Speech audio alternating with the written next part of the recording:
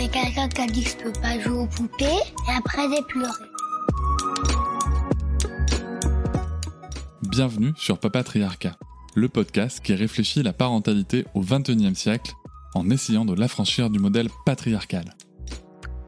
Je suis sexothérapeute, ce qui veut dire que je reçois que des adultes en cabinet. Et dans les adultes que je reçois en cabinet, il y en a beaucoup qui ont vécu des violences sexuelles.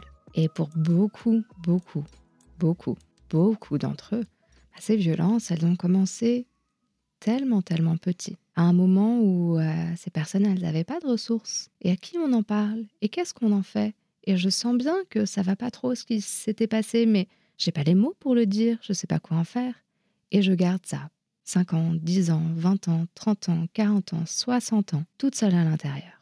C'est vraiment ce premier constat-là qui a fait que je me suis dit, mais c'est plus possible en fait, d'avoir ce tabou autour du corps, autour de la sexualité, autour de la violence sexuelle. On a besoin d'éduquer les enfants.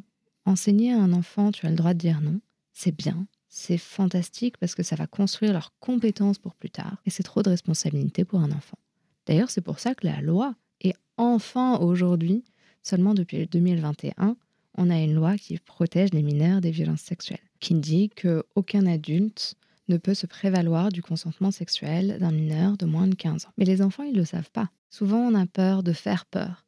Mais en fait, quand on se sent avoir des ressources, on a moins peur.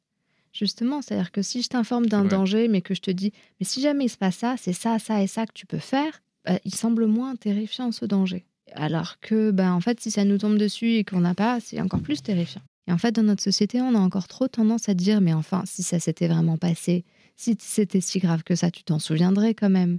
T'arrêterais pas de changer ton histoire toutes les 30 secondes. Enfin, non, ça serait pas ça. » Et en fait, mesurons que, justement, plus l'événement était grave et sidérant, plus le récit de l'agression va être flou, changeant, imprécis, parfois incohérent, et que l'enfant va pouvoir vous décrire tous les trous dans le plafond, mais avoir aucune idée de qui c'était. Enfin, il y a vraiment des choses comme ça. Ne minimisons plus en se disant que si c'était vrai, ça devrait être précis. En fait, non, c'est l'inverse. La sexualité, c'est un sujet de société.